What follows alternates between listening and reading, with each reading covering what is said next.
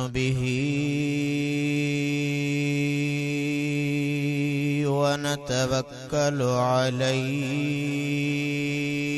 ونعوذ بالله من شرور أنفسنا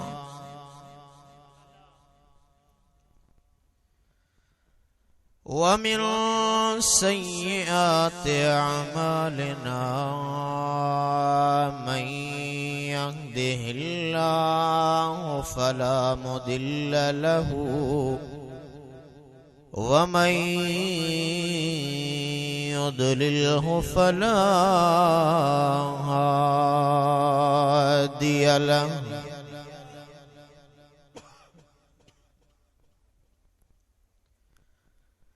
ونشهد أن لا إله إلا الله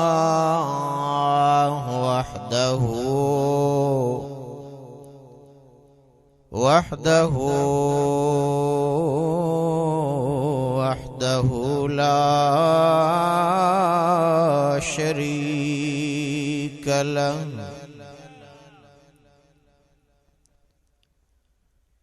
ونشهد أن سيدنا وسندنا وشفيعنا وشافعنا ونافعنا ونورنا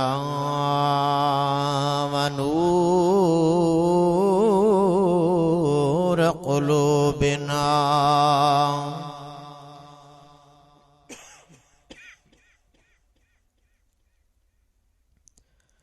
نورنا ونور قلوبنا ونور صدورنا ونور حشرنا ونور ربنا نورنا ونور ربنا محمدا عبده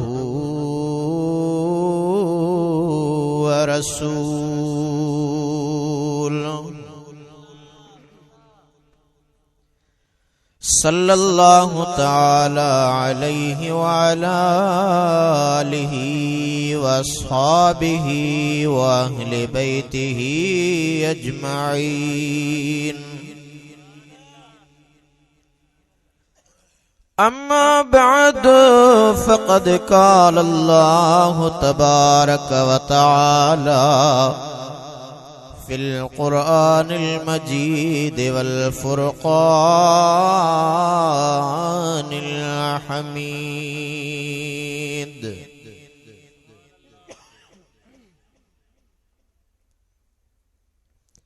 أعوذ بالله من الشيطان اللعين الرجيم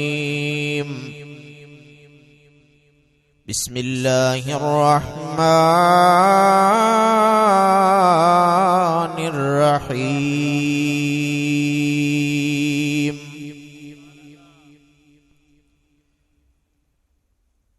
لقد من الله على المؤمنين إذ بعث فيهم رسولا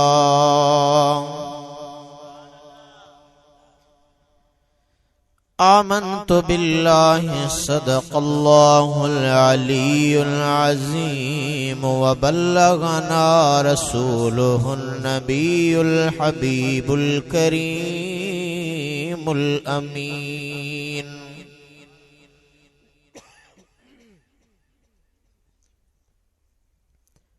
ونحن على ذلك لمن الشاهدين والشاكرين والذاكرين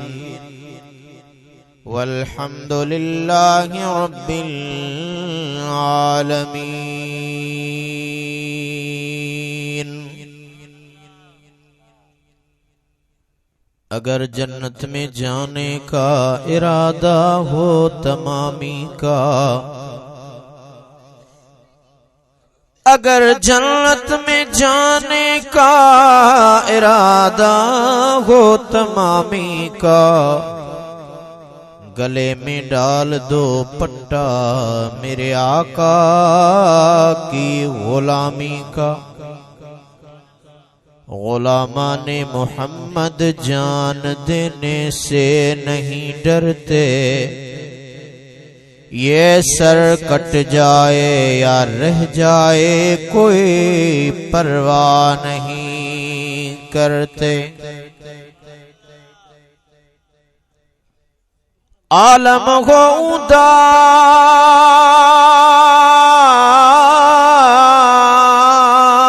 हो थियो सैयद आए सोझरो, आलम हो ऊंदा हो थियो सैयद आए सोझरो। हाय तनी ले हाय जे वांझा थिया घिनवाट खां, गंद जनी जी गोद में पाबोड़ा पोशाक, गंद जनी जी गोद में पाबोड़ा पोशाक। उन्हने जी ओता कम जो राणल रिझी आयो, आया आसथिया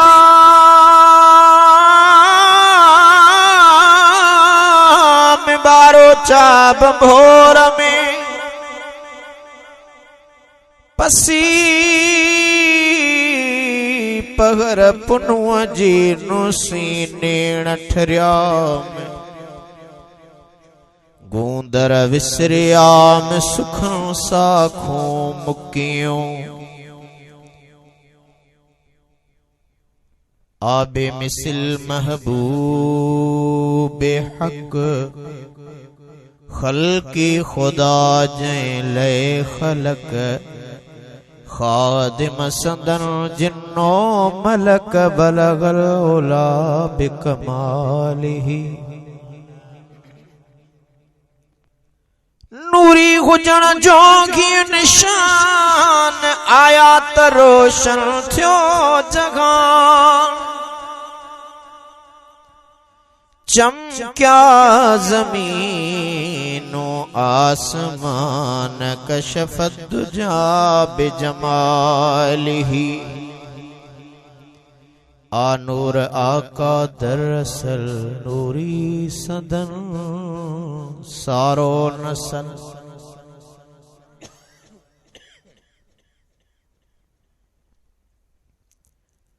आनूर आका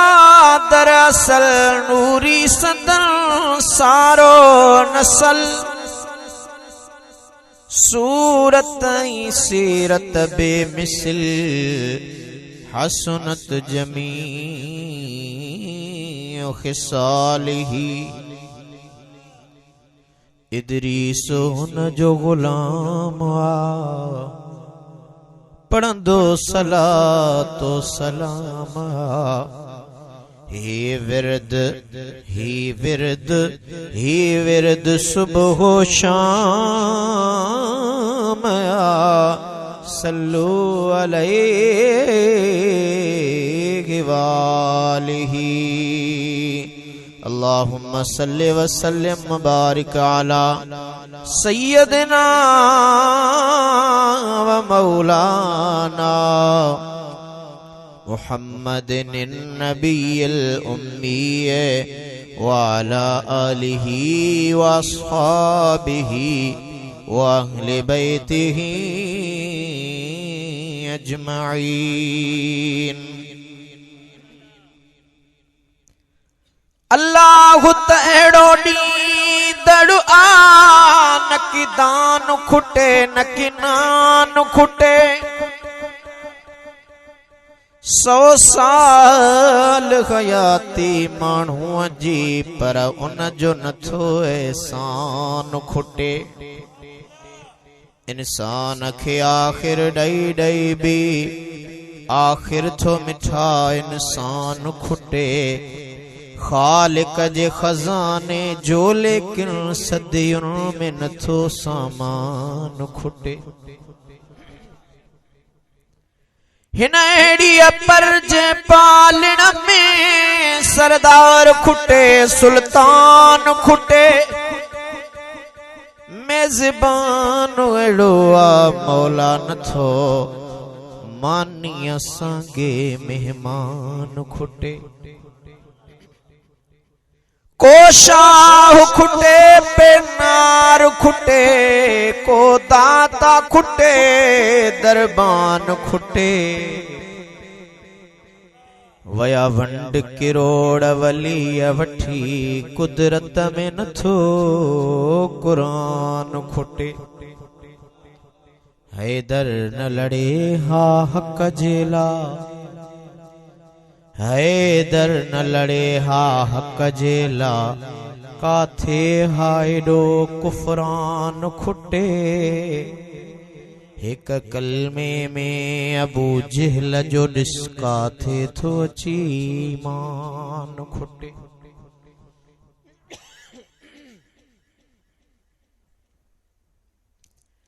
हथ आग शफा भी शाफी अचे लोचन में इए लुकमान खुटे। हिन नफ्स निभागे गंदे जो नथो गोड़ खुटे गुमसान खुटे। इंसान जी खुटी थी उम्र पवे पर उन जो नथो अरमान खुटे। काथे थो पवे दानाओ खुटी किथे नुक्तो नथो नादान खुटे।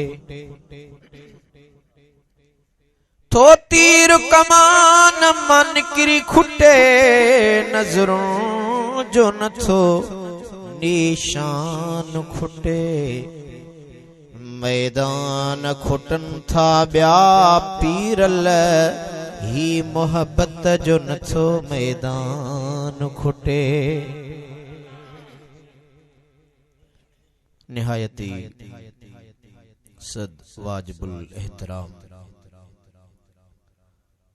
मुझे महबूब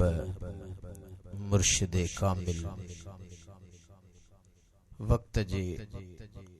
कुतुबे दौरा क़य्यूम ज़मा मुजद्दिदे दौरा सैयदी व मुर्शिदी हजरत ख्वाजा महबूब सजन साईं दामत बरकातुहुल आलिया जंजा नायब मुजा मोहसन हजरत किबला साईं खलीफा अब्दुल गफूर ताहिरी दामत बरकातुहुल आलिया इन मजलिस में मौजूद मुझे आका रहमत वारे हबीब सल्लल्लाहु ताला अलैहि व आलिहि वसल्लम जे दीन जा वारिस हजरत अल्लामा मौलाना किबला साईं दोस्त अली ताहिरी हिन महफिल के सजाइण में अवां ताईं मुंह गुनहगार जी ही हाज़िरी लगाइण में निहायती कारायतो किरदार अदा कंदड़ हजरत अल्लामा मौलाना किबला साईं अब्दुल अजीज ताहिरी साहब अजो के ॾींहं ते केतरन सालन खां पोइ पंहिंजो वाइदो निभाइण में किरदार अदा कंदड़ मोहतरम जमायत इस्लाहुल मुस्लिमीन सूबे बलोचिस्तान जा अगवान मोहतरम जनाब साईं बशीरुल्लाह मोंदरा साहब ताहिरी इन महफिल में मौजूद मोहतरम किबला साईं शमशाद अहमद फकीर मोहम्मद हुसैन हाजी अब्दुल सत्तार ताहिरी सना खां एजाज अली सना खां मोहम्मद फहीम मोहतरम मानवारा साईं मास्टर रबनवाज साहब हिन महफिल में मुंह समेत मौजूद मुझे आका जा बशायर मोहतरम जनाब मुझे प्यारो शागिर्द फकीर जुल्फकार अली खोखर ताहिरी ऐं अवां जे हिन इलाइक़े जो निहायती तमाम सुहिणो सुठो वणंदड़ शाइर मोहतरम मोहम्मद आज़ाद हुसैन ताहिरी, यकीनन जीअं हुन जो तखल्लुस आज़ाद आ तीअं मुस्तफ़ा जी सना जे सदके यकीनन ॾुखनि ग़मनि खां भी अल्लाह ताला खेसि आज़ाद फरमाईंदो। हिन महफ़िल जे सजाइण में हिन महफ़िल जो बुनियाद रखण वारी शख्सियत मोहतरम मरहूम मोहम्मद बख्श ताहिरी, उन हिकड़ो मुस्तफ़वी मोहब्बत जो बूटो पोखे ही आका जी अज़मत जी महफ़िल सजाइण जो बुनियाद रखियो। उन बूटे के पानी ॾींदड़न में संदन प्यारो भा मोहतरम फ़कीर शफी मोहम्मद ताहिरी ऐं उन्हें जा नेक फर्जंद, छो त अब्बे अम्मा खां जहीं दौर में औलाद बेज़ार हुजे उन जे जीअरे ई बेज़ार हुजे, पर जहीं पुनल पीउ खे उन्हें जे विछड़ी वञण खां पोइ बि उन जे उन तरीक़े खे को कायम रखे थो त उहो बा अदब फर्जंदा त फरमाबरदार औलाद मोहतरम अब्दुल अजीज, मोहतरम अब्दुल कयूम, मोहतरम अब्दुल वहीद ऐं हिन महफ़िल में मौजूद दीगर उलमा, हुफ़ाज़, सादात, सनाख़ा ऐं मुंहिंजी प्यारी जमात सगोरी, अस्सलामु अलैकुम वरहमतुल्लाहि वबरकातुहू। सिंध जे अज़ीम शाइर हज़रत हाजी ग़ुलाम नबी महेसर रहमतुल्लाह अलैह फरमायो आहे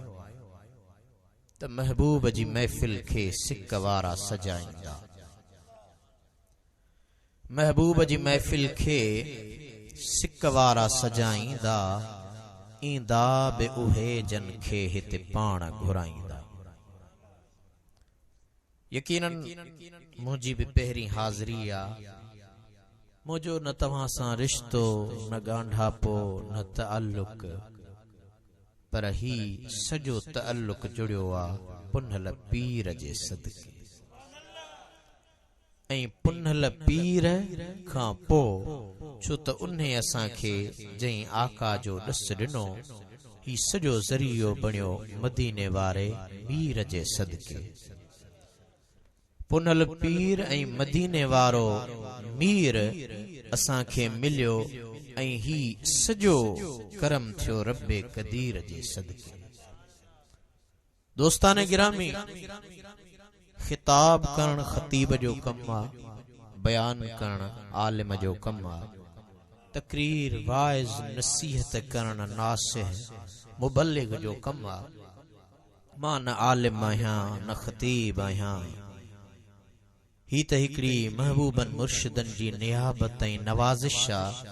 न त हकीकत आहे त अञा हकीकी तौर ते फ़कीर भी न बणजी सघियो आहियां। बस उन्हें करम जे सदके अॼु अव्हां जे साम्हूं हाज़िर आहियां। इश्क, अकीदत ऐं मोहब्बत जूं ॻाल्हियूं करे इंशा अल्लाह ताला हिन महफ़िल मां सभई मोहब्बत जा मणिया खणी उथंदासीं। ही उहा महफ़िल आ जंहिं मां केर बि ख़ाली न वेंदो। दोस्ताने गिरामी, मूं अव्हां जे साम्हूं जेका आयत करीम पढ़ी आ, उन आयत करीम जे अंदर रब्बे कायनात अज़्ज़ व जल हिक अज़ीम एहसान याद ॾियारियो आ। हाणे महफ़िल माशाअल्लाह सुठी आ, सुहिणी आ, अव्हां बि आशिक आहियो, मां गुनहगार बि सॼो ॾींहुं पंधु करे अव्हां ताईं पहुतो आहियां। अल्हम्दुलिल्लाह, हीअ रबीउल अव्वल शरीफ जे अंदर मुंहिंजी 42वीं महफ़िल आ। अव्हां खुश नसीब आहियो कि अहिड़ा बि दोस्त हूंदा जेके अॼु महफ़िल मीलाद में पहिरियों दफ़ो हाज़िर थिया हूंदा। ही मुझे करीम मुर्शिद, करीम मदीने वारे आका ऐं करीम रब जो करम आ, न त मां गुनहगार बदकार कुछ भी न लहणा, जहीं रब्बे कदीर मदीने वारे मीर ऐं पुनल पीर जे सदके अव्हां ताईं हिन 42 ही महफिल में पहुचण जी तौफीक बख्शी आ। खुदा कंदो त ही शान मुस्तफवी जी महफिल असां ऐं अव्हां सभिनी जे कबर ऐं क़यामत जे छोटकारे जो सबब। वरी सुभाणे गडाब कराची में असां जे मुर्शिद करीम जा प्यारा खलीफा साईं मौलाना इमाम अली साहब जन जे ज़ेर सरपरस्ती तमाम अजीम शान महफिल मिलाद कॉन्फ्रेंस आ, उते भी हाज़री आ। दोस्तों दुआ कयो त जेका भी जिंदगी आ उहा महबूब जी नात पढ़ंदे पढ़ंदे दम निकरी। अज असां ऐं अव्हां सब हाज़री लगाए वेठा आहियूं इन अकीदत ऐं इन इरादे सां त अज मां पंहिंजे लाइ चवां थो त को बि मां आलिम न आहियां, आजिज़ आहियां ऐं अव्हां अल्लाह वारनि जी निस्बत ऐं तअल्लुक़ वारा आहियो। इहो इश्क ऐं अकीदत रखी अज वेठा आहियूं त मुंहिंजा मौला असां में को अमल कोन्हे सिवाय मोहब्बत पीर जी। इहा ई मोहब्बत आ जंहिं मोहब्बत असां खे हिते गॾु कयो आ, जंहिं मोहब्बत गॾु कयो आ। यकीनन इहा मोहब्बत हिन दुनिया में बि असां जे लाइ कामयाबी जो समर आ त क़बर ऐं महशर में बि कामयाब बणजंदासीं। त मूं अर्ज़ पे कयो त हर दिल जी तमन्ना हूंदी आ मुस्तफा जी नात पढ़ंदे पढ़ंदे दम निकरी वञे। सुन्नी जियां थध तियां वध। मां चवंदो आहियां त मोमिन कॾहिं सुसंदो नाहे, टुटंदो नाहे, कंहिं ॿिए जे लाइ चई सघजे थो त जियां थध तियां अध, पर तूं मुझे कामिल पीर जी निस्बत वारो ऐं मदीने वारे मीर जी निस्बत वारो आहीं जियां थध तियां वध। त सुभान अल्लाह जी सदा चवण सां तोखे हिन दुनिया में भी फायदो मिलंदो त आखिरत में भी फायदो मिलंदो। हिक भेरो गॾिजी सभई मुझे आका ते दुरूद पाक पढ़ायो त मां अर्ज़ कयां।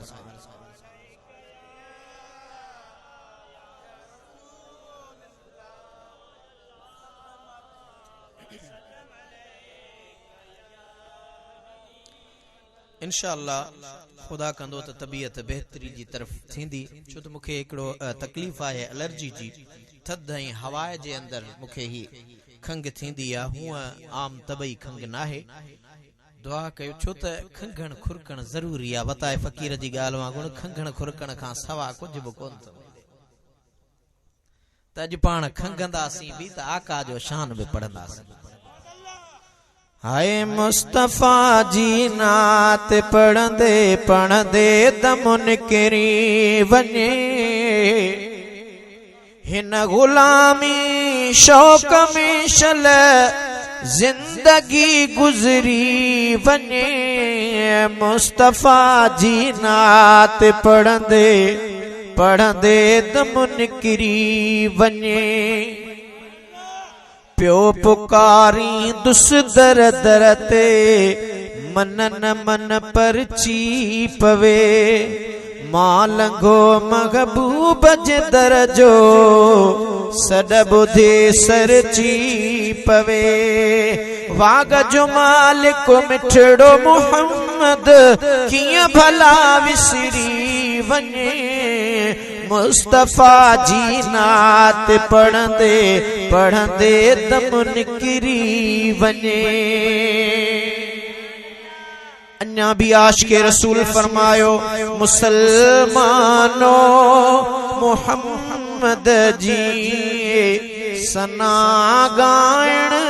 सवाब आहे। जहन्नम खां बचण जो ही तरीक़ो लाजवाब आहे। मुहम्मद में बमी मागिल बिनी मी मरतमा सदको नमट है दाल जो हरगिज अतर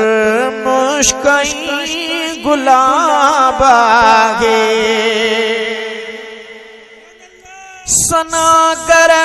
पांचे खे साई वेगारन पांचे मिंबर ते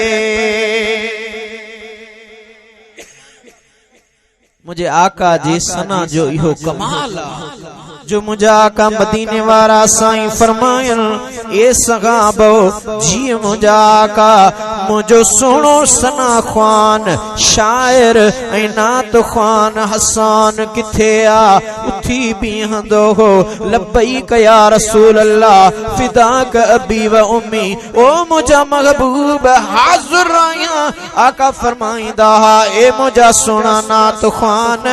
जिते मां मुस्तफा करीम वेगी औहां सहाबा के कुरान बुधाइंदो आहियां अल्लाह का जो फरमान बुधाइंदो आहियां उन्हें मुस्तफा जे मिंबर ते वेगी मु महबूब जी सनागा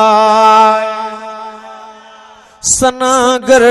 पांजे खे साईं वेगारन पांजे मिंबर ते ए बलोचिस्तान बेले जा रवासियो जे कदे अवाजे इलाके जो मुअज्जिज जाम कमाल साहब कंखे पान सा कड कुर्सी ते वेहारे कचहरी करे तो वो गोठ जो रईस कपड़न में न मापंदो वो मानू खुश थींदो आ त जाम साहब अज मुखे गड वेहारियो आ अज मुखे पंजी कुर्सी ते वेहारियो आ दुनिया जे आम हुक्मरान दुनिया जे आम सरदार सा गड वेहण वारा हे मुझो महबूब त सरदारन जो भी सरदार भिटाई फरमायो सोने अब्दुल लतीफ भिटाई फरमायो जोड़े जोड़ जहान जी पान कई परवार हादे हामी हाशमी सरदारे सरदार सूखे साहब सथ में मज मस्जिद मणियादार चारई चंगा चौधार वाहे कांदा गबी बसी डाठियां चो सुभान अल्लाह सनागर पांजे खे साई वेहारन पांजे मिंबर ते तपोवत नात ख्वानन खां दस्यो कहिड़ो नवाब आहे तपोवत नात ख्वानन खां दस्यो कहिड़ो नवाब आहे मुसलमानो मुहम्मद जी सना गायण सवाब दोस्ताने गिरामी मु अमा जैसा मुझे को रब्बे कायनात जो कलाम पढ़ियो आ खुदाए अज़्ज़ व जल जो कुरान पाक पढ़ियो आ वो कुरान करीम मुझे महबूबा का जी ज़ाते बाबरकात ते कन्हे नाज़ुल थियो उलमा वेठा हन रब्बे कायनात खुद पंहिंजे पाक कलाम मुक़द्दस में बुधायो इन्ना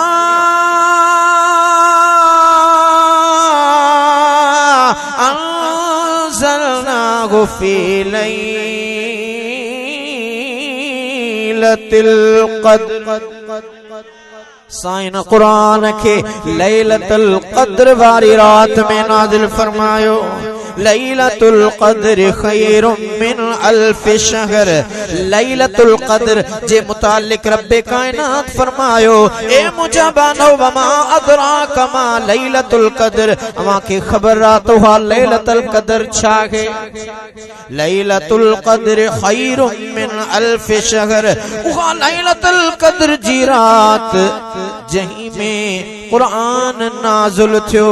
हजार महीनन खां भले आगे तनज़्ज़लुल मलाइकतु वर्रूह उन्हें रात अल्लाह जा फरिश्ता ऐं रूहुल अमीन हज़रत जिब्रील सरजमीन ते लहींदो आ जिब्रील जो भी नुज़ूल थींदो आ केसी ताईं मुंहिंजा मौला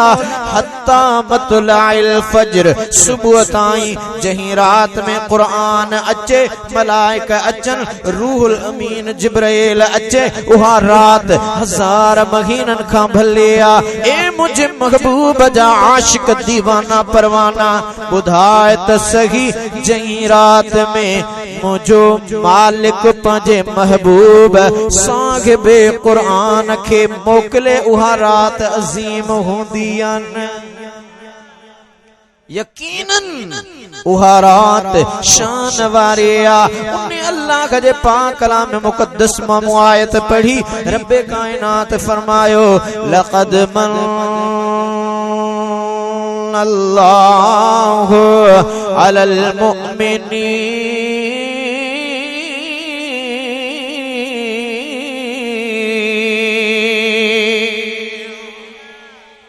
अलबत्ता तहकीक थोरो कयो अल्लाह अब कहीं थोरो कयो ॾाढियां मिठड़ो नालो आ कहें अल्लाहु अल्लाहु अल्लाहु अल्लाहु मिठड़े नाले जो जिक्र कयो त अॻिते वधूं अल्लाहु अल्लाहु अल्लाहु अल्लाहु अल्लाहु अल्लाहु अल्लाहु अल्लाहु अल्लाहु अल्लाहु अल्लाहु अल्लाहु अल्लाह ताला फरमायो लक़द मन्नल्लाह अलबत्ता तहकीक थोरो कयो अल्लाह या इलाहुल आलमीन तुझो एहसान हिकड़ो नाहे किरोड़ का एहसान या रब्बुल आलमीन ये हथ दिनई तुझो एहसान अखियों नूर दिनई तुझो एहसान कन्न दिनई तुझो एहसान जुबान दिनई तुझो एहसान पैर दिनई तुझो एहसान जिस्म दिनई तुझो एहसान बच्चा दिनई तुझो एहसान माल मिल्कियत दिनई तुझो एहसान ॾींहुं रात दिनई तुझो एहसान सिज चंड दिनई तुझो एहसान आसमान जा सितारा रात जी गर्दिश में चमकंदड़ मुंहिंजा मौला दिनई तुझो एहसान या इलाहुल आलमीन कायनात जे अंदर जिंदा रहण जे लाइ ज़मीन जे अंदर तो रिज़्क़ ॾिनो इहो तुझो एहसान रब्बुल आलमीन फरमायो ओ मुंहिंजा बानो इहो एहसान त मूं काफ़रनि ते बि कयो ये अखियों इहे पैर इहो नूर इहा औलाद इहो सिज चंड इहा ॾींहुं रात काफ़र भी उन्हें मंझा मज़ो माणन पिया रब्बुल आलमीन जी ज़ात हिन आयत करीमा में ख़ास एहसान जो बयान फरमायो वो केड़ो एहसान अॻिते रब्बे कायनात खोले ॿुधायो लक़द मन्नल्लाहु अलल मुमिनीन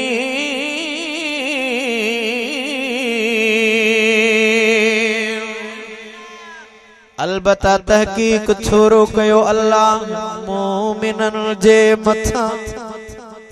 कंहिंजे मथा दा मोमिनन जे मथा मालूम थियो त काफ़र कटजी वियो या अल्लाह मोमिनन जे मथा तुंहिंजा एहसान आहिनि मोमिनन खे काबो करीम ॾिनई हजरे अस्वद ॾिनई मक्के जो शहर मिलियो ओ मुंहिंजा मौला तुंहिंजो ख़ासि एहसान मोमिनन ते आहे क़ुरान मिलियो तुंहिंजो एहसान रब्बुल आलमीन फरमायो न इन एहसान जी ॻाल्हि नाहे अॻिते रब्बुल आलमीन खोले ॿुधायो इज़ बअस फ़ीहिम रसूल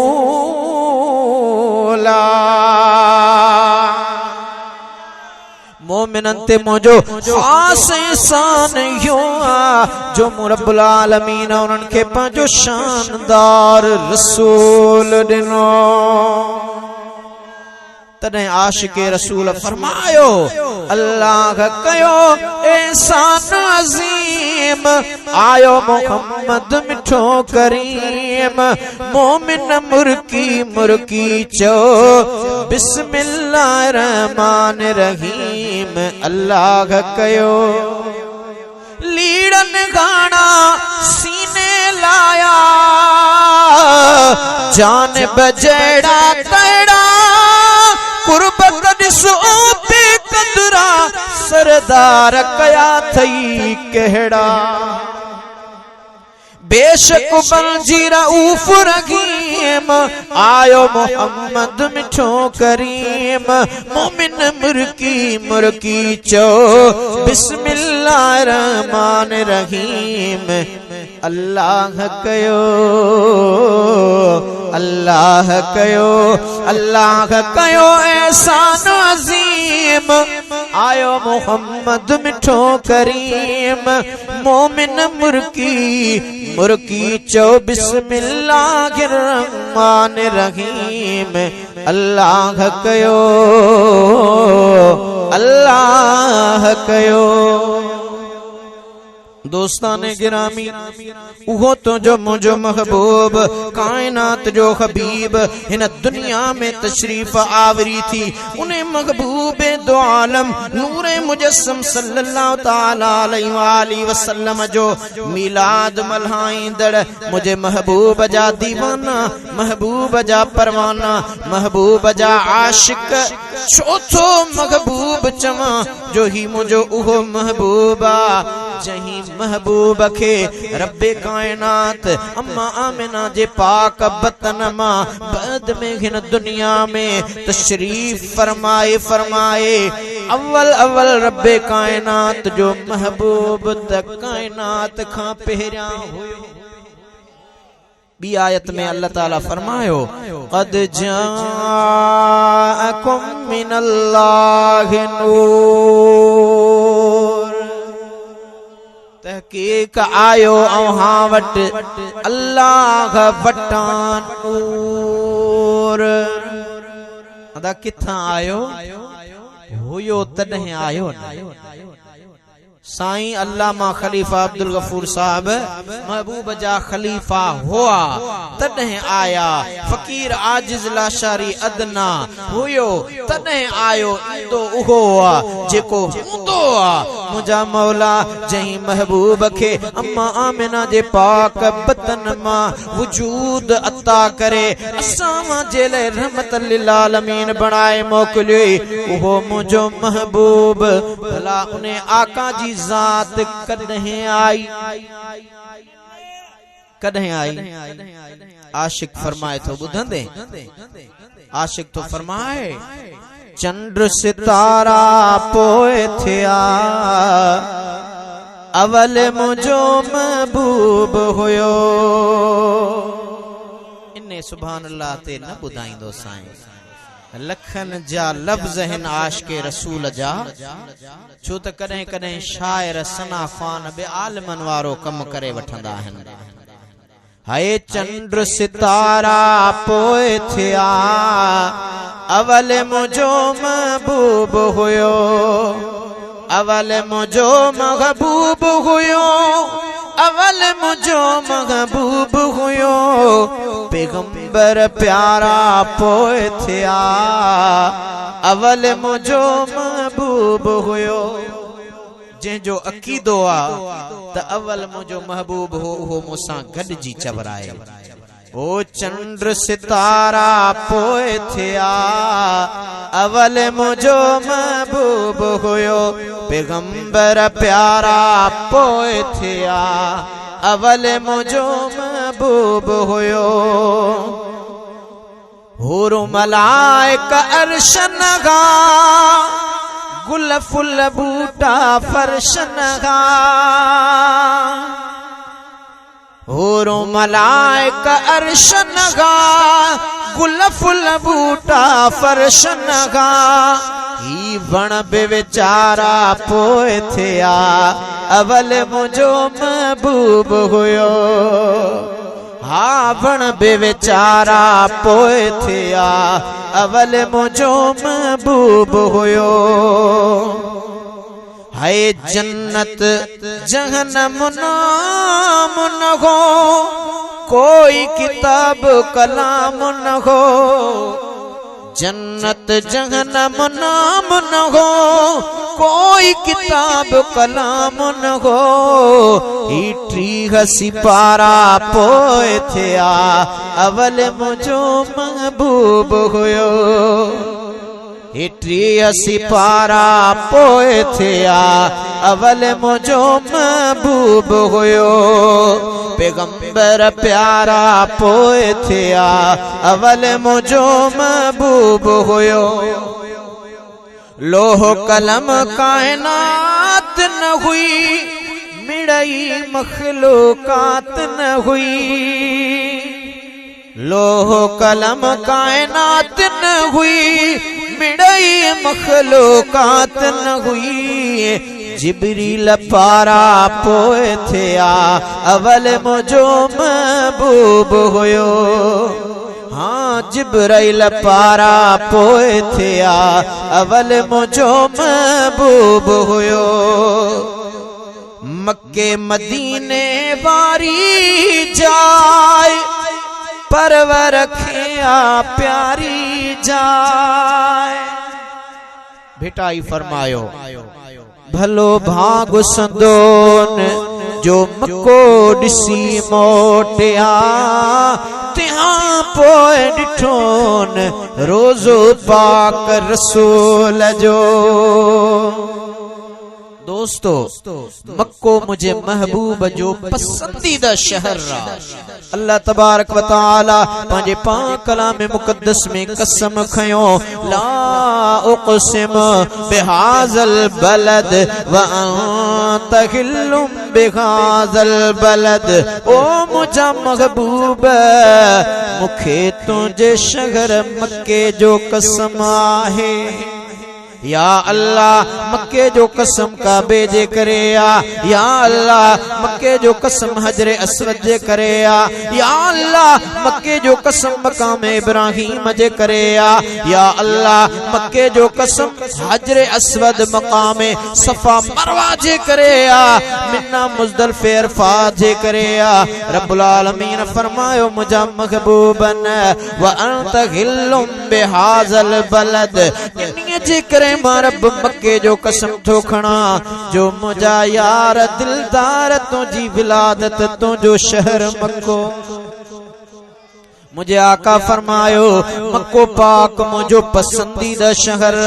रब्बुल आलमीन जी ज़ात बाबरकात जने मुझे महबूब आका रहमत वारे हबीब सल्लल्लाहु ताला अलैहि वसल्लम के मक्के पाक मां हिजरत जो हुक्म फरमायो। अर्ज कई मुझा मौला मक्को मुझो पसंदीदा शहर पर जे करें तो अल्लाह जो अमर तो खुदा जो हुक्म मक्के के छड्या थो हिता लड्या थो। या इलाहुल आलमीन मुखे उन शहर में रहाए जेको तो खुदा जी पसंद हुजे। या अल्लाह उते रहा जेको तो खुदा जी पसंद हुजे। मुझे महबूब जा उम्मतियो मक्को महबूब जी पसंदा पर महबूब के जिते अल्लाह जी ज़ात रखायो हो मदीनो आगे।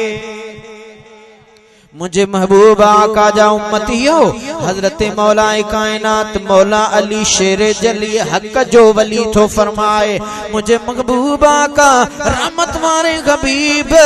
दुआ फरमाई या इलाहुल आलमीन मक्को तुझो प्यारो शहर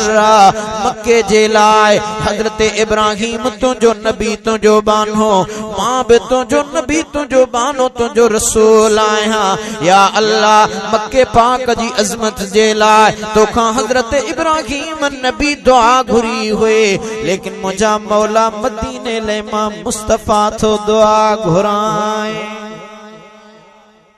हाय खलील चोको कलीम लेकिन हड़ई हबीब न होंदा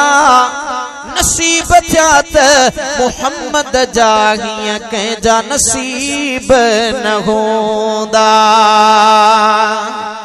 महबूबन अर्ज कयो या इलाहुल आलमीन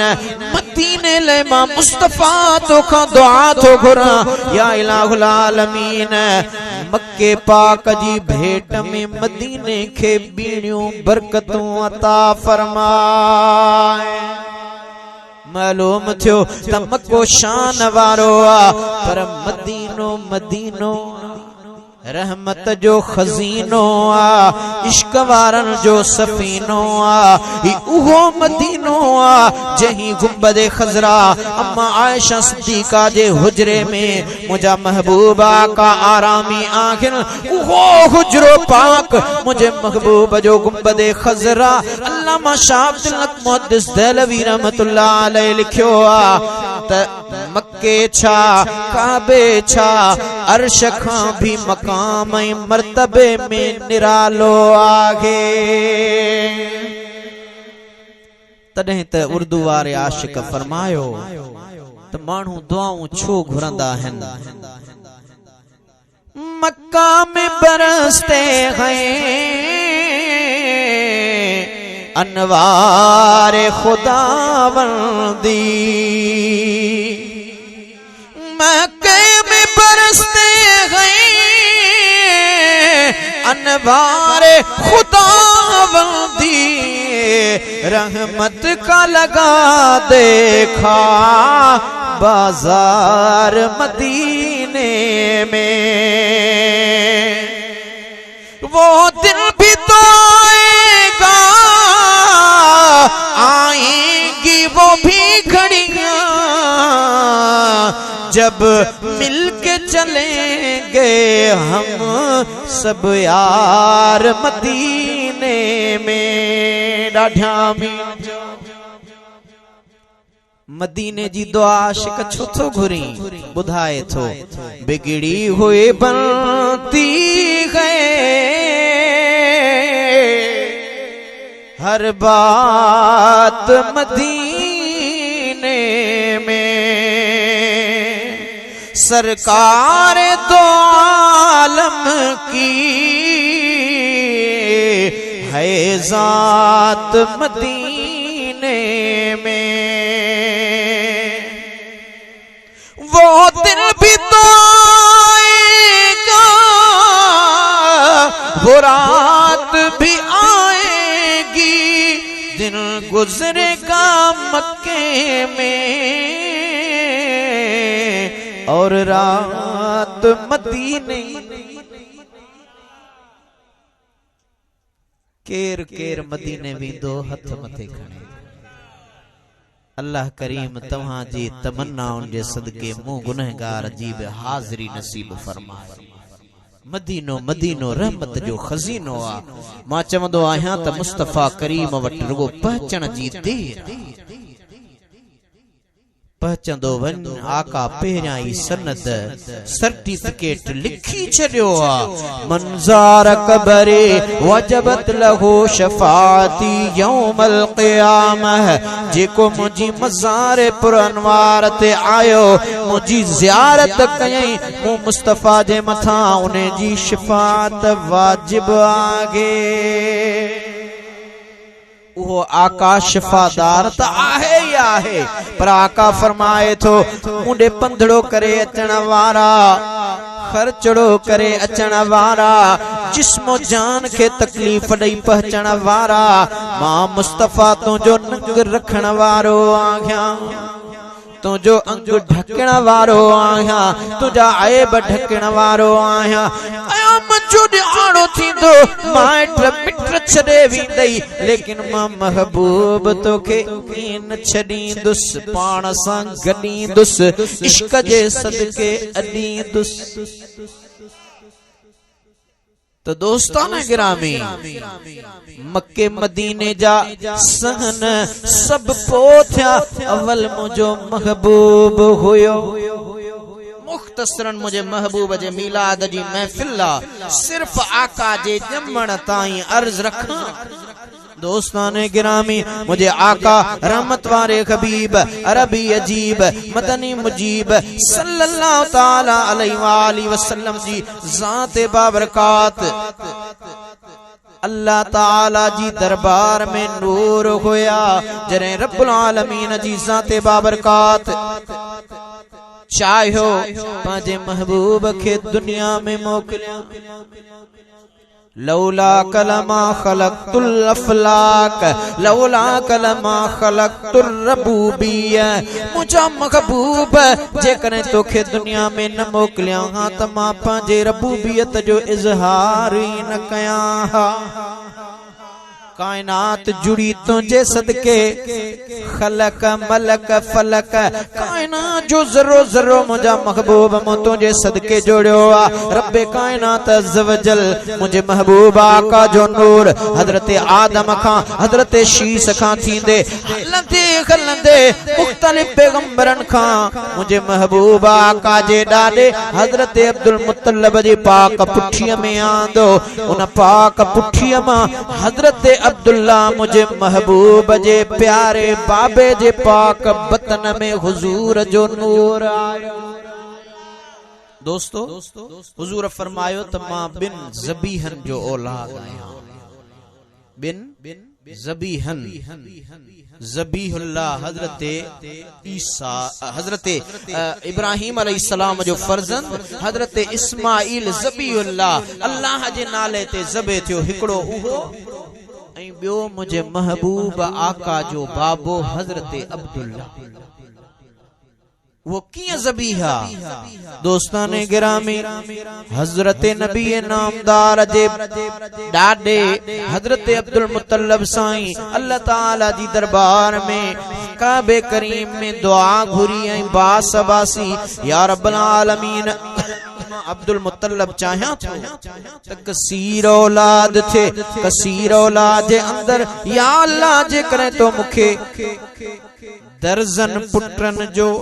यानी 12 पुत्र दिना तो उन्हनि 12 पुत्रन मझा हिकड़ो बच्चो तुझी राह में कुर्बान कंदुस बास बासे वेठो अल्लाह तबारक व तआला वो ॾींहुं दो जो हजरत अब्दुल मुत्तलिब 12 फर्जंदन जो पीउ बणियो याद आयो त मूं बास बासी हुए उन वक्त जे राग़िबन आलिमन खां पुछा कयईं मोही बास बासी आ हाणे ॾियो हाल अहवाल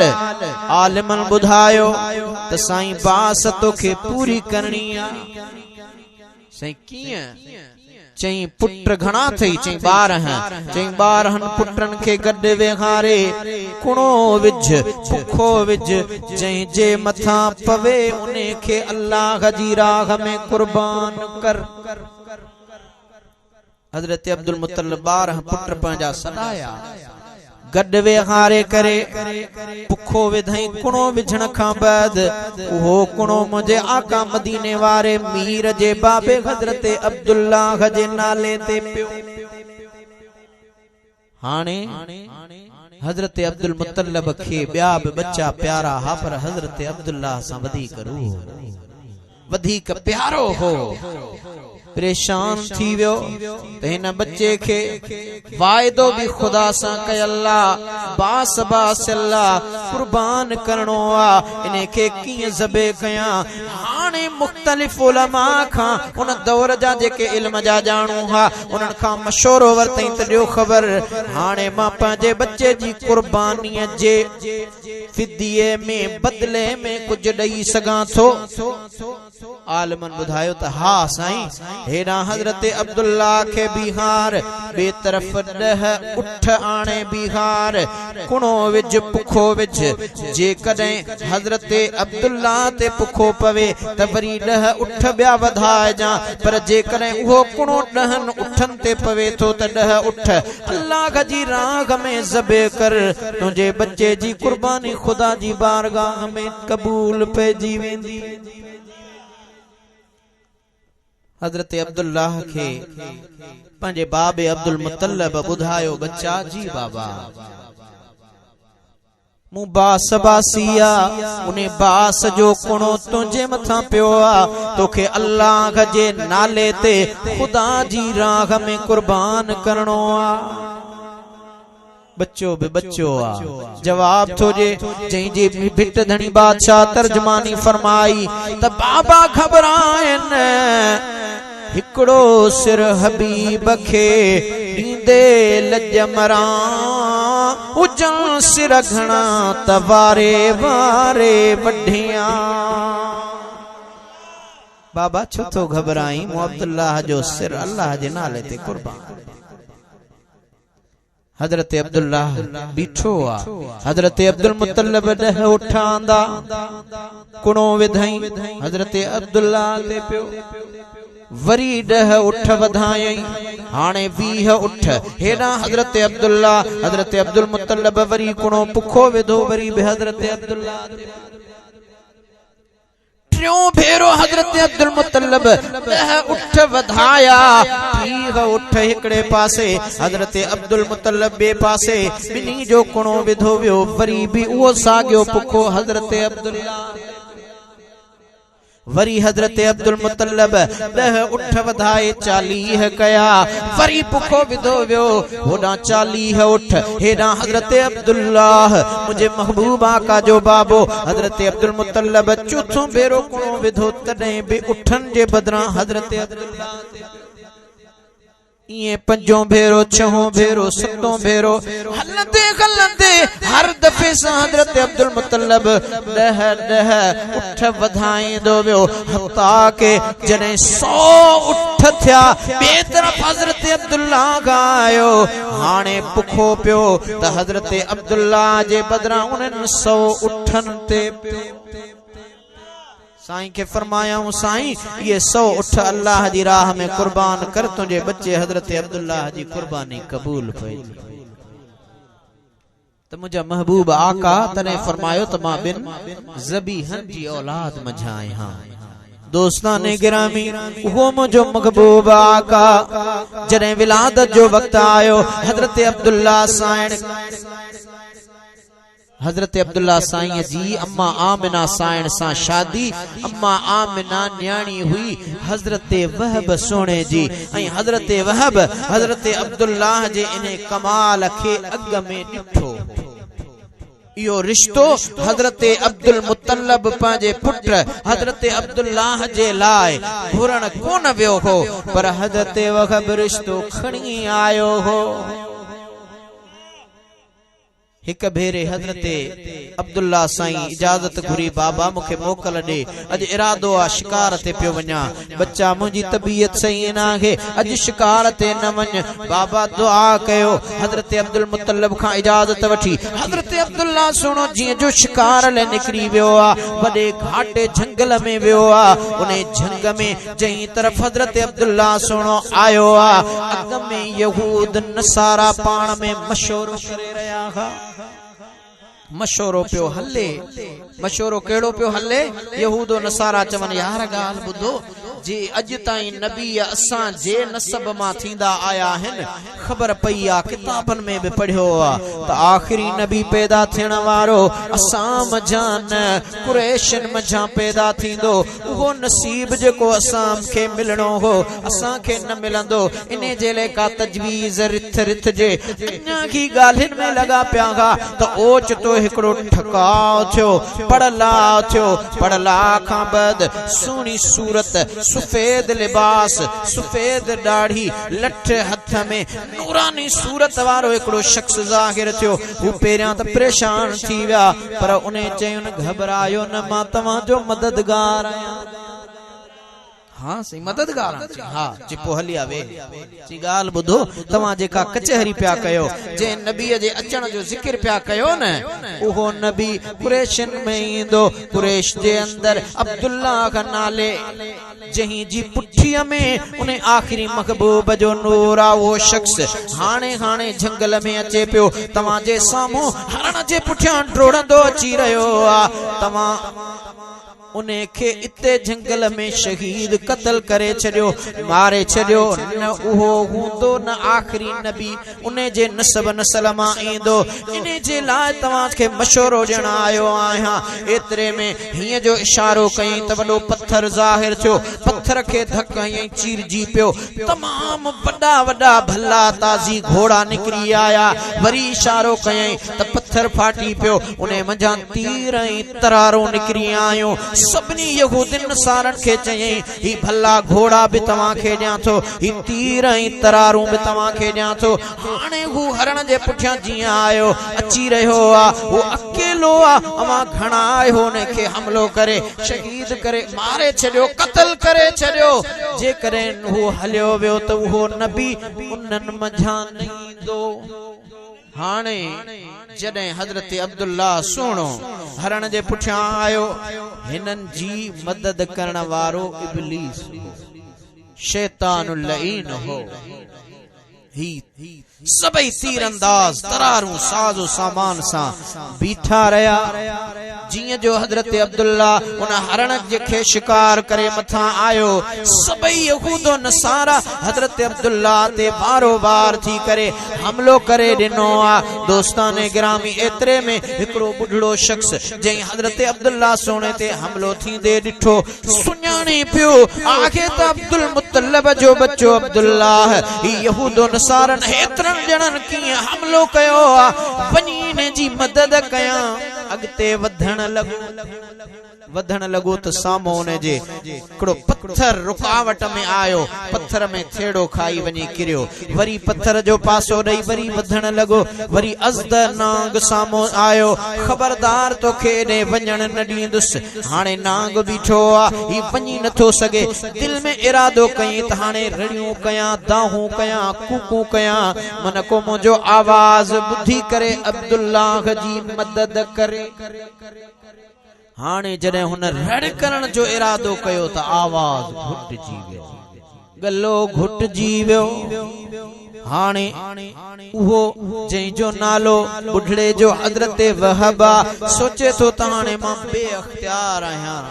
को अख्तियार ना है अखियों बंद करे खुदा जी बारगाह में दुआ घुरण वेठुस एतरे में मुंह डिठो आसमान मां कड़कंदड़ आवाज आयो हिय जो दिसां त सुभान अल्लाह आसमानी मखलूका तीर तरारों उनन जे हथ में हन जिए जो आसमानी मखलूक जो पड़लाव थियो त सब यहूदो नसारा मैदान छड़े भॼी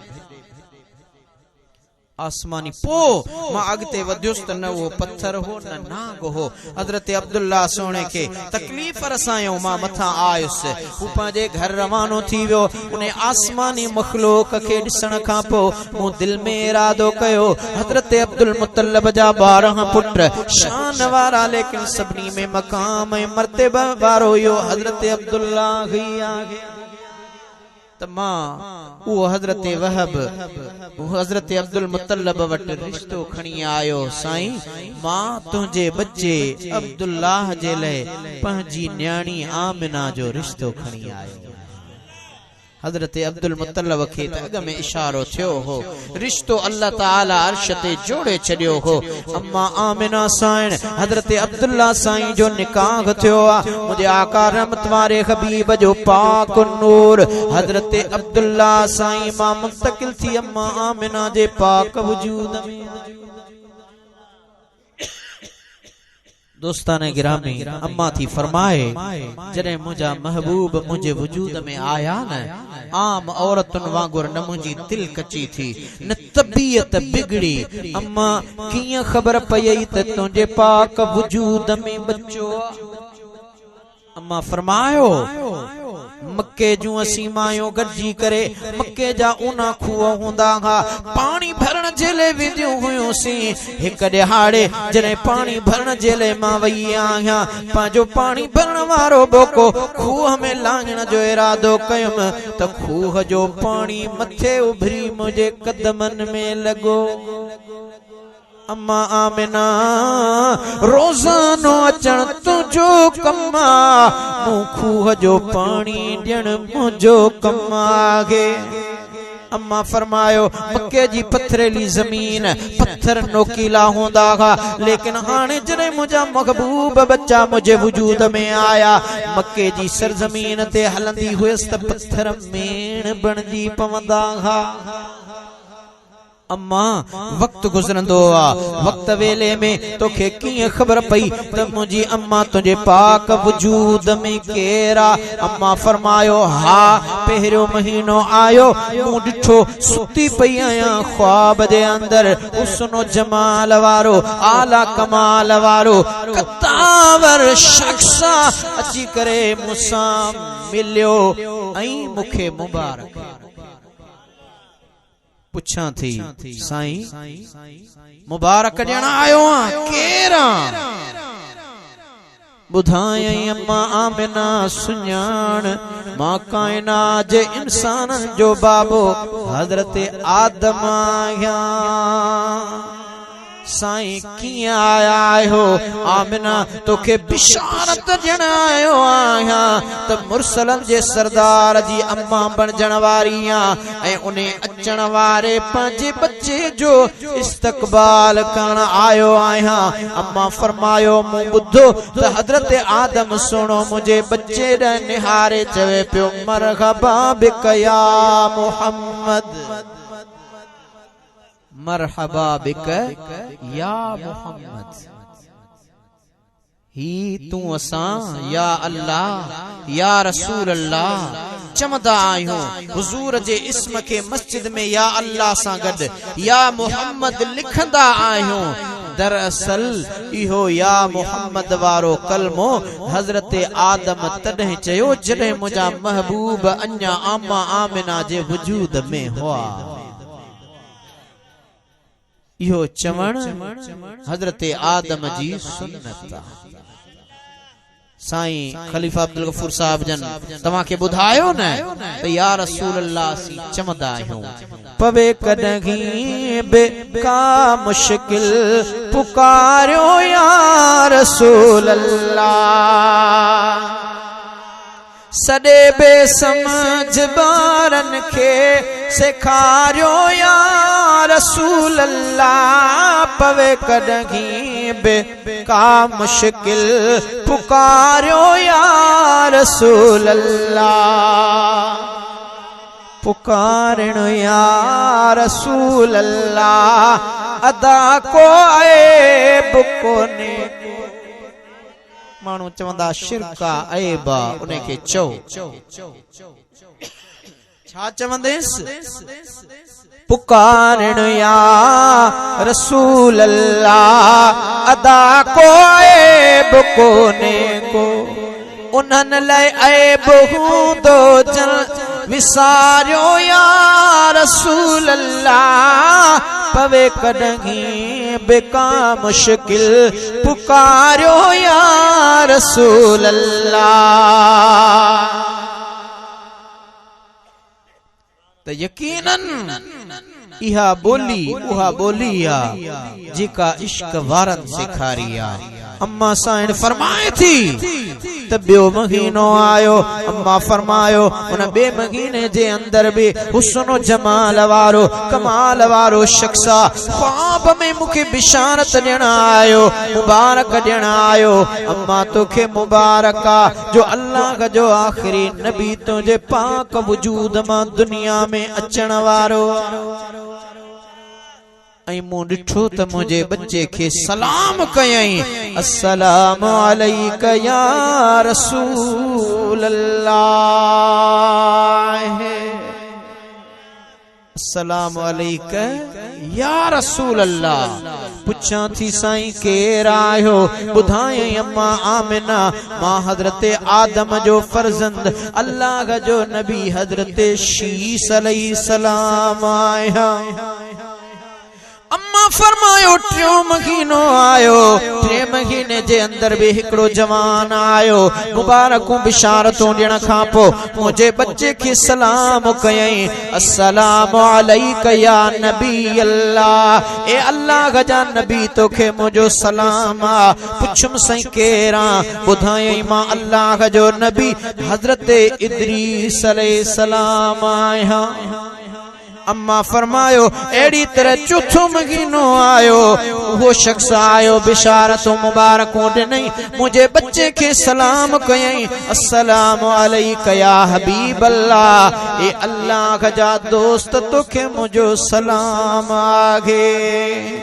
पुछा थी सही केर आयो, ॿुधाई अम्मा आमिना मुखे सानिए आदम चवंदा आहिनि, मुझो नालो हज़रत नूह आहे। दोस्ताने गिरामी पंजो महीनो आयो, अम्मा फरमायो पंजे महीने में अल्लाह जो नबी आयो, अची करे मुखे मुबारक ॾिनई, मुझे बच्चे के सलाम कयई, अस्सलाम अलैका या सफ़वत अल्लाह, ए अल्लाह जा दोस्त तोखे मुझो सलाम आ। पुछा कयम साईं केर आयो, ॿुधाए अम्मा आमिना मां अल्लाह जो नबी हज़रत हूद आयो।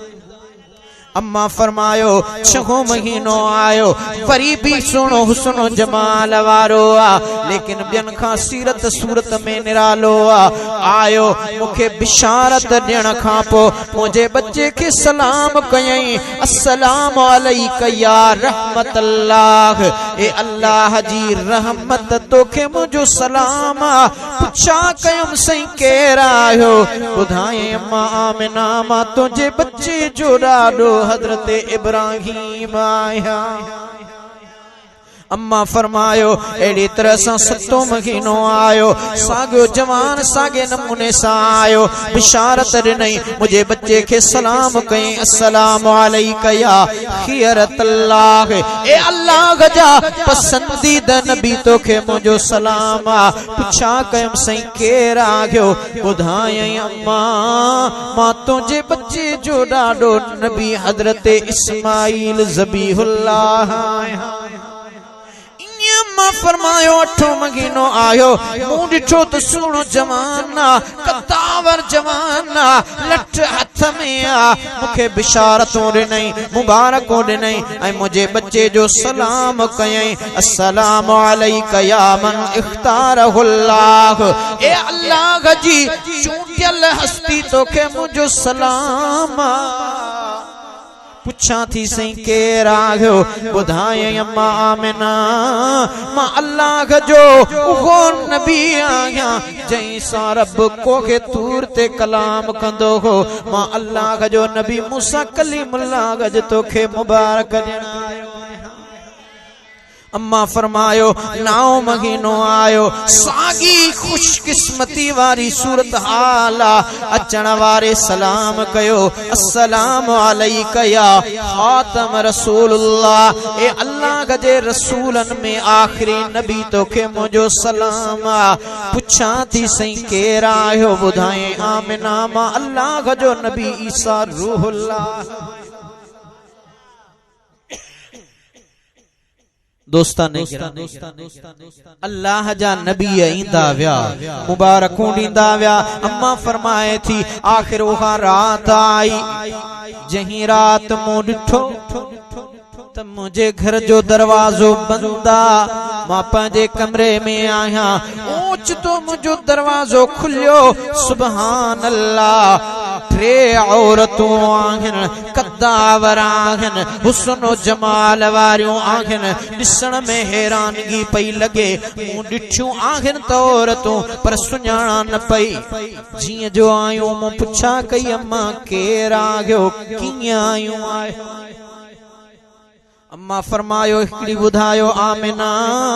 मां कायनात जे इंसान जी अम्मा बीबी हवा,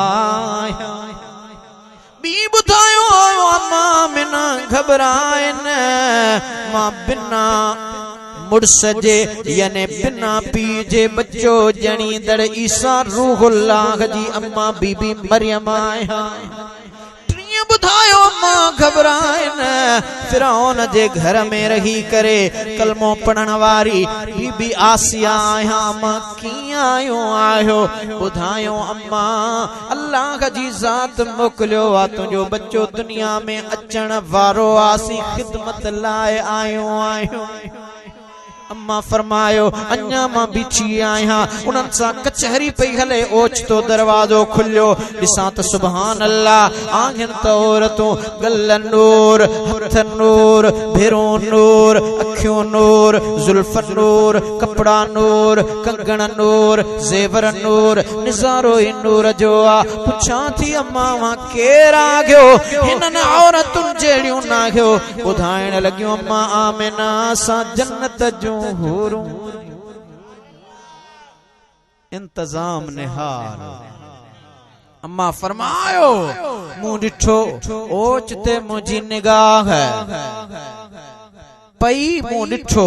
टे मलाइक सगोरा टिनी जे हथन में झंडा एकड़ो मशरिक में लगायो वियो वो मगरिब में लगायो वियो टियों काबे जी छत ते लगायो वियो ऐं काबो मुंह अम्मा आमिना जे घर ना झुकी सलाम पियो करे इहो निजारो मुझे महबूबा का जे डाडे हजरत अब्दुल मुत्तलब में डिठो पे सुभान अल्लाह अज काबो वजद में आ ऐं मुझे फरजंद अब्दुल्लाह जे घर ॾांह झुकी रहियो आ तू वजद ते एतराज कंदो आका जे अचण ते काबे बि वजद कयो काबे बि खुशी कई ही जोमी नची खुशी कई ही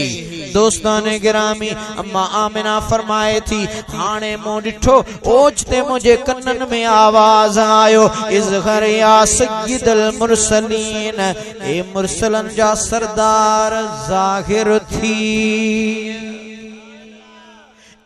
नबियन जा मगदार ज़ाहिर थी ए मुरसलन जा सरदार ज़ाहिर थी मुंह डिठो सुभान अल्लाह मुझो बच्चो मुझे पाक वजूद मसूद मां ज़ाहिर त थियो पर छा थी दिसां सुभान अल्लाह जमण सा मुझो बच्चो सजदे में अम्मा सजदे में अम्मा फरमायो हा दोस्तों नमाज खुदा जो फर्ज आ नमाज जी अदायगी जे ले कुछ शर्त हन उलमाए किराम वहां के बुधाईंदा हन त बाबा नमाज जे लाए वक्त हुजे जिते नमाज पढ़ो था जगह पाक हुजे नमाज पढ़ो त काबे करीम दे सजदो करे नमाज पढ़ो अल्लाह जी जात के सजदो करनो आ नमाज पढ़ो त वुजू कयो वुजू नमाज जी कुंजी आ मुस्तफा करीम जो न जमण सा सजदे में व्या मालूम थियो त महबूब के खबर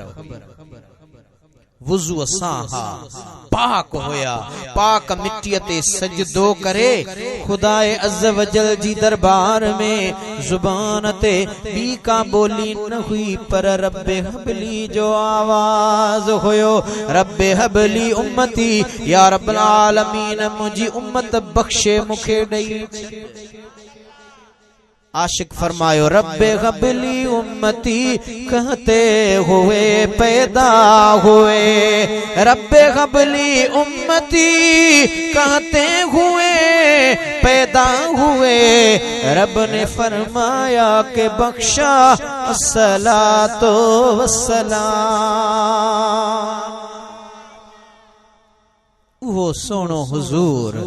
वो सोनो आका अम्मा फरमाए थी मां पंजे बिस्तरे ते आया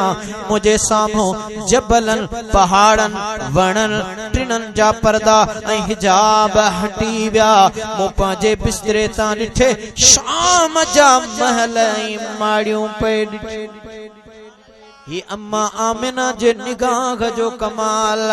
जेका मक्के जी सरजमीन ता शाम जा महल ऐं माड़ियूं पई ॾिसे ए दोस्तों ने अम्मा आमिना जे लाल मदीने वारे मीर जी निगाह जो कमाल छा अज अव्हां उन आका जो मीलाद कयो आ यकीनन उन आका जे मीलाद जे सदके करम नवाजी ए मेहरबानी असा अव्हां सबनी ते थी आ यकीनन उन्हें मुझे महबूब आका रहमत वारे हबीब सल्लल्लाहु ताला अलैहि वसल्लम जे मीलाद मल्हाइण वारा न मीलाद में अचण वारा तो खुशियों मल्हायूं आहिन मुझे आका जे अचण ते खुशियूं मल्हाइण वारो आ, खुश थियण वारो आ। मूं तॾहिं चयो त मुंहिंजा महबूब आका जने दुनिया में तशरीफ फरमा थिया न, हाणे अम्मा आमिना खे ॾियण वाधायूं।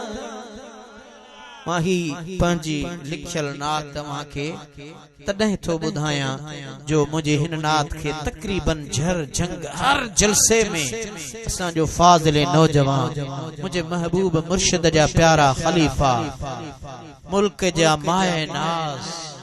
मुकर्रिर हजरत अल्लामा किबला साईं कारी मसूद अहमद दामत बरकातुल आलिया जन हमेशा पढ़ंदा आहिन। हिन वक्त बीमारी जे बिस्तरे ते आहिन, इंतहाई अलील आहिन। दुआ कयो त अल्लाह ताला उन्हनि खे कामिल पीर मदीने वारे मीर जे सदके अल्लाह शिफा अता। अम्मा आमिना खे ॾियण वाधायूं, अर्शों मलाइका हूरूं आयो। ओ घर जगव्यो हुल मची पयो मिठड़ो मोहम्मद, घोट अची असां उम्मत जा बेड़ा पार थिया। खुशियों मल्हायो सभई झूमी गायो, झूमी झूमी हथन के मुस्तफा जी आमद जो झंडो ठाहे मोहब्बत जो इजहार कयो। खुशियों मल्हायो सभई झूमो गायो, ओ रंग दुनिया में प्यार अची पयो मिठड़ो मोहम्मद, घोट अची असां उम्मत जा बेड़ा पार। मुस्तफा जो आयो त केड़ो फायदो थियो, बेहिश्त बरिया जा दरड़ा खुली व्या, बाब सभई दोज़ख जा बंद। ओ बाहि खां व्या बद कार बची वयो मिठड़ो मोहम्मद, घोट अची असां उम्मत जा बेड़ा पार थिया। मुझे महबूबा आका जा उम्मतियो मता को दुनिया जो इंसान चवे, मुझे महबूबा आका रहमत वारो हबीब तो जेड़ो मुजेड़ो आनन। भिटाई खां पुछो सोना अब्दुल लतीफ तू अहले बैता सादाता दे त खबर, मुझे महबूब जेड़ो किथे ॾिठो। सही फरमायो न जखरे जे हो जवान दिसा को न देह में, मुगड़ मिड़नी मुरसले सरस संदस शान। फकान काब को सैन ओ अदना, यो मुयसर थी उस मकान तय आगे जो एहसान, जय हादी मेड़ियो हेड़ो। मूं भी चयो सोना अब्दुल लतीफ जे अवां था चो अवां आरिफ आलिम सैयद आहियो, आजिज़ जो भी इहो अकीदो आ त सूह में साईं जो न मिसाला, सिज चंड खां वध जंहिंजो मानू चवंदा आहिन मुझे महबूब जो चेहरो चंद्र जहिड़ो आ। उर्दू वारे आशिक चयो न चांद से तशबीह देना ये कोई इंसाफ, ये तो चंद्र जहिड़ो तो सनी। चांद से तशबीह देना ये कोई इंसाफ है, चांद में है छाइयां आका का चेहरा साफ है। सुना अब्दुल लतीफ वरी तहां था चो त फकीर मुखे भी पढ़। भिटाई तो फरमाए चंद्र चवाए सच, चंद्र खे दिसी चंद्र चवाए सच, जे मठिया बोर न भाई कदे उभरी सन्हड़ो कदे उभरी गच, जो मुंह में बरई मच सो पदम पिरिया जे पेर में। जिथो मुझो आका लंघी वने घुमी वने कदम करीम जा लगन, मिट्टी जे जरन मां हिकड़े जर्रे मजा नूर जी जेका लाट निकरे, ए चोडीअ जा चंद्र तुझे इन चांड्रो की खां मुस्तफा जो नूर मथे। सोना भिटाई भला सिज चंड खां वधीक ॾींहं खे रोशन तो करे। साईं फरमायो ससे सिजन उभरे 84 चंडन चेतो हिकड़ो छो सवें सिज उभरन 84 चंड हर महीने में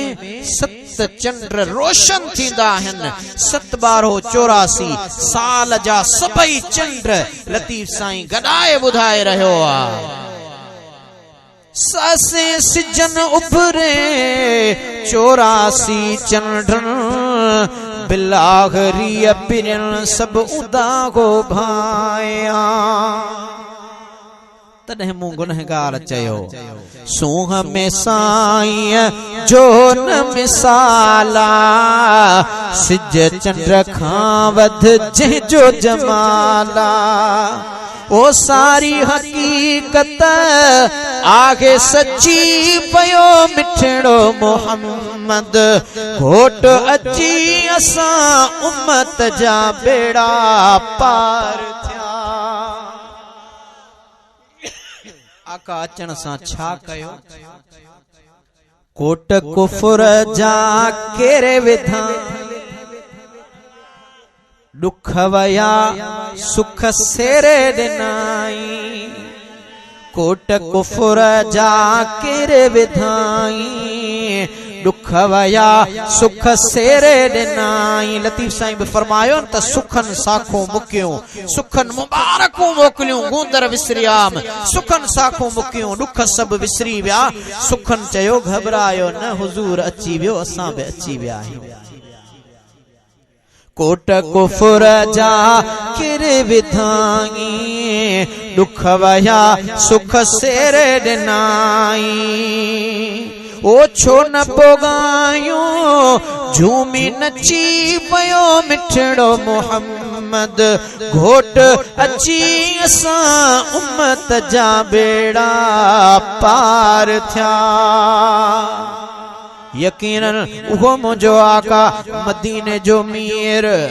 आका आयो। आका जे अचण सां कायनात जरकी वई ही उम्मत मुरकी पई।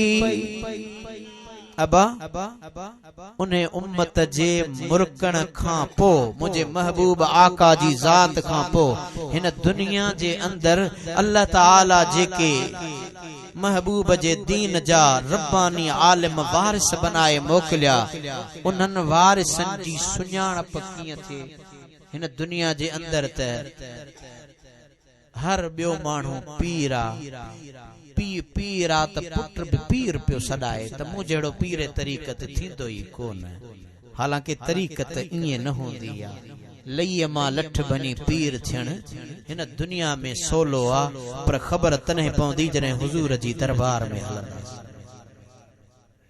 बिटाई सुञाणप कराई अल्लाह जे वलीअ खे कीअं सुञाणो। साईं फरमाए थो मोना तूर सीना संदा सनासिन सजदे में सैयद चए गोडा गोदड़िया। न पढ़े नमाज न रखे रोजो वॾो पीर। साईं फरमाए थो न मोना तूर सीना संदा सनासिन सजदे में सैयद चए गोडा गोदड़ियन फकान काब कौसैन ओ अदना था नागा ईयन मन कुल्लु मन अलैहा फानि व यबका बाकी की न बचन। अल्लाहु वलियुल लज़ीन आमनु युखरिजुहुम मिनज़्ज़ुलुमात इलन नूर। एड़ी पर पुरन खर मूसा सैका जोगी जुंग जलन माज़ागल बसर वमा तगा।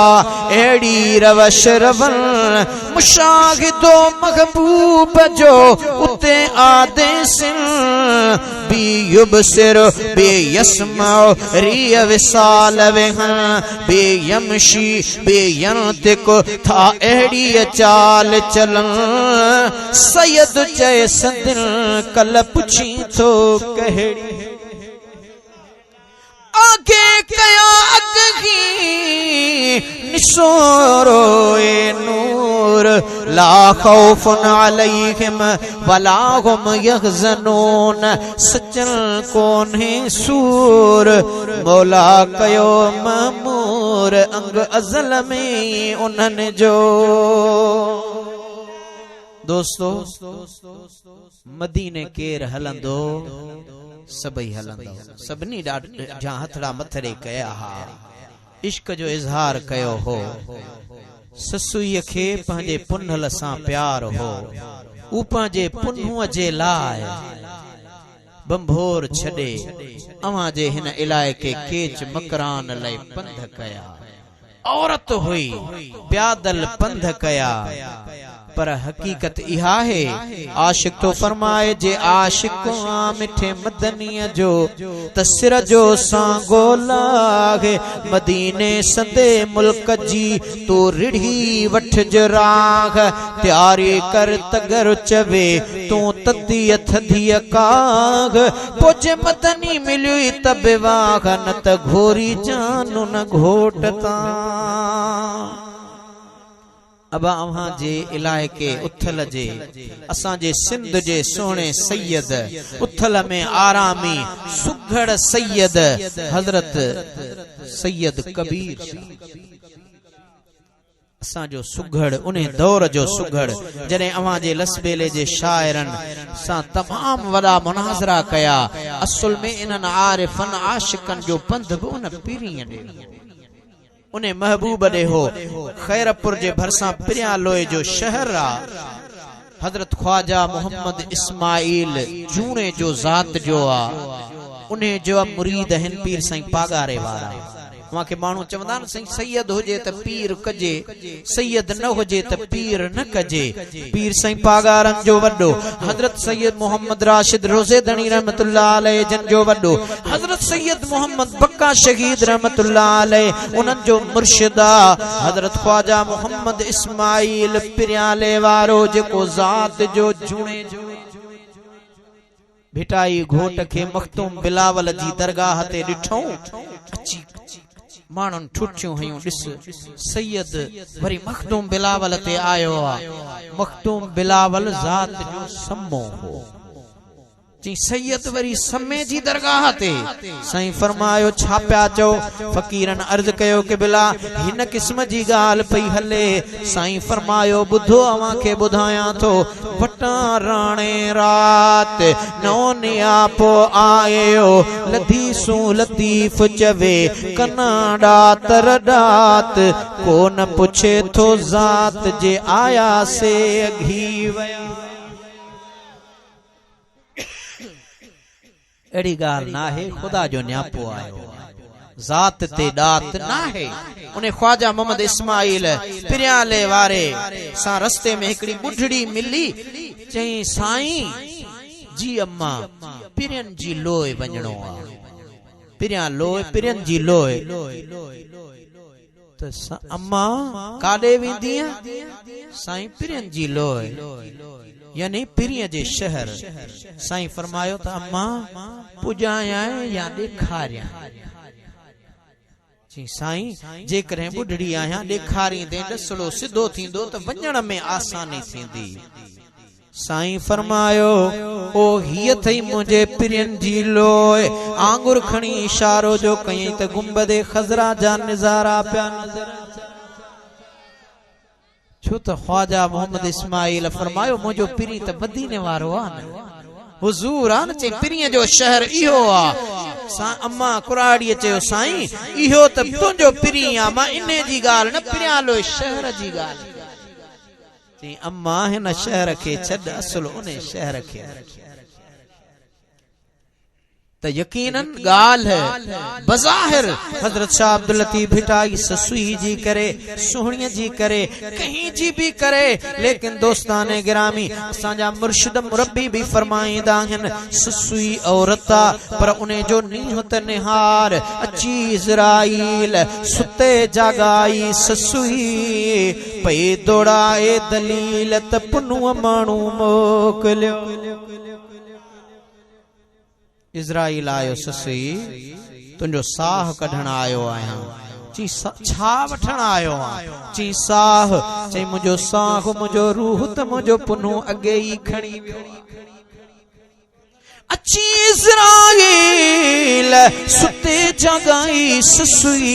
पई दौड़ाए दलील त पुनु माण्हू मोकलियो पर कब्र जी ॻाल्हि थो सुणो अब्दुल लतीफ़ फरमाए त मुनकर ऐं नकीर खे जॾहिं ॾिठाई उभो उथी उन्हनि खां पंहिंजो पुनु पुछाई मुनकर ऐं नकीर खे चई शायदि मुंहिंजे पुनुअ जा कासिद आया आहिनि मुखे वठण आया है मुनकर ऐं नकीर खे जॾहिं ॾिठाई उभो उथी उन्हनि खां पंहिंजो पुनु पुछाई त अदा ताही को ॾिठो साथ मुंहिंजे सजण इहा ॻाल्हि सरतियूं साहेड़ियूं चवनि पियूं ससुई ही अनोखो ओखो पंधा न वञ इन में तमाम घणा लाहा चाढ़ा तमाम डूंगर डुखन वारा आहिनि सरतिन चयो अवां जे लसबेले जे शायर कबीर शाह ॿुधी वरतो सरतिन जी बोली कबीर शाह आम असांजा आलिम चवंदा आहिनि त लतीफ़ साईं चयो आहे पर ईअं न आहे अवां जे हिन बेले जे शाइर चयो आहे त करड़ा डूंगर कह घणी आऊं चाग मिड़ई चढ़ंदियासि तू कहिड़ा बि ॾुखिया डूंगर हुजनि पुनुअ तां सिर सदको करड़ा डूंगर कह घणी आऊं चाग मिड़ई चढ़ंदियासि मुझो बोल बरोच सां आऊं पेरें पंध कंदियासि ससुई छाला पई वञी चई पुनहल ना पई वञी चई हा छो भला रुगो पुनहल पुनहल पई करी भिटाई जवाब ॾिनो अद्यूं एड़ो वरुड़ी भेनर कीअं विसारे मां वेहा ओ पुनल मुझो आगे में पधरो पुनल मुझो आगे पधरो दिल ने जो दिल वरुड़ी भेनर कीअं विसारे मां वेहा ओखा पंध पहाड़ जा डूंगर खे आडरुड़ी अद्यूं ओखा पंध पहाड़ जा मुखे का गणती नाहे केॾा बि ओखा पंध हुजन कबीर शाह फरमायो करड़ा डूंगर कह घणी आऊं चाग मिड़ई चढ़ंदियासि मुंहिंजो बोल बरोच सां आऊं पेरें पंध कंदियासि पेरनि पंध फिटो कयो आऊं टंगुन सां टुरंदियासि टंगुन टुरण छॾियो आऊं गोॾनि भर घसंदियासि गोॾन घसण छॾियो आऊं चेल भर चुरंदियासि चेल चुरण छॾियो आऊं सीने भर सुरंदियासि सीने सुरण छॾियो आऊं बाहुनि सां बुरंदियासि बाहुनि बुरण छॾियो आऊं हथनि सां हलंदियासि हथनि हलण छॾियो आऊं सिसीअ भर सुरंदियासि सिसीअ सुरण छॾियो आऊं चोटीअ भर चुरंदियासि चोटीअ चुरण छॾियो आऊं अखियुनि सां ईंदियासि बेमानत जी बर में बासन बासींदियासि पखियुनि में पखी थी वांगण वोड़ींदियासि मिरुनि में मिरूं थी सरब सोझींदियासि माण्हुनि में माण्हू थी घर घर ॻोल्हींदियासि उहा मुंद मजाज जी न वेगी विञाईंदियासि के चिन लय कबीर शाह चवे के चिन लय कबीर शाह चवे आऊं विंदुर वोड़ींदियासि पो चवण इहो चवंदियासि तां घोरी घोट पुनहल तां ही औरत पंहिंजे वर पंहिंजे मुड़स जे इश्क में निकती आ। दोस्ताने गिरामी तू असां उन औरत खां भी व्यासी जो हकीकी पुनहल खे विसारे वेठा। हाणे तव्हां असां खे उन पुनहल जी याद ॾियारण वारो मुंहिंजो तुंहिंजो पीर सजण हिन पूरे पाकिस्तान में ॾिसो जाचे सारे जहान में। ओ एड़ो जलवो नूरानी सोने सजण जो सानी कर सडड़ो त थे मुश्किल आसानी। रब खूबियूं रखियूं हिन जवान में ॾिसो जाचे सारे जहान में। हाय किया थो नबीअ जे दीन खे जारे ओ सबक शरीयत वारा सिखारे। अच तू फकीर पुर तोड़े कंडियारे सच्ची मोहब्बत मिलंदई मैदान में ॾिस जाचे सारे जहान में। आगे नवाजिल पीर मिठल जो साहिब ज़ादो साईं सुहणल जो करे इलाज थो कल्ब मोल जो। जियां आगे लिखल कुरान में ॾिसो जाचे सारे जहान में। हाय जियां हूं दियोगिल समुद्र जूं छो ओ तियां गिल होते जिक्र जूं लोलियूं पोइ भला ॿियो पीर छो ॻोल्हियूं। लख रमज़ूं सजण सुल्तान में ॾिसो जाचे सारे जहान में। हेड़ो जलवो नूरानी मुझे सजण जो सानी कर नजर त थे मुश्किल आसानी। रब खूबियूं रखियूं हिन जवान में ॾिसो जाचे सारे जहान में। अजमत जय इंसानी से खारी ओ जारी तरीकत सूफ निवारी तदगी घोर आ खल्क ही सारी। तारीफ कया छा शान में रब खूबियूं रखियूं हिन जवान में। आला तरीको नक्शबंदिया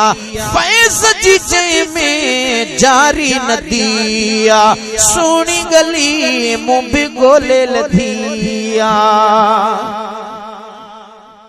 सो धारे सदा